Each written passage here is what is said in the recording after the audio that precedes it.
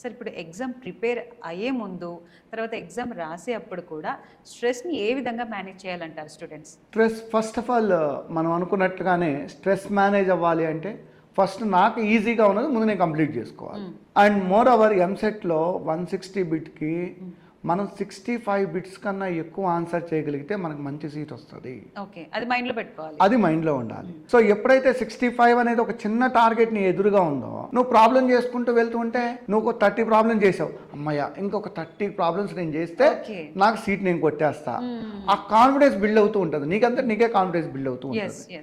అప్పుడు once confidence వచ్చింది అంటే స్ట్రెస్ పోయినట్టే. అవును సార్, అవును సార్. ఇప్పుడు ఎప్సెట్ ఎగ్జామ్ రాయడం ఒక ఎత్తు అయితే ర్యాంక్ తెచ్చుకోవడం చాలా పెద్ద టాస్క్. సో ర్యాంక్ని ఇంప్రూవ్ చేసుకోవాలంటే ద బెస్ట్ ఆప్షన్ ఏంటి? బెస్ట్ ఆప్షన్ అంటే దీని చీకే ట్రిక్స్ అంటాం మనం.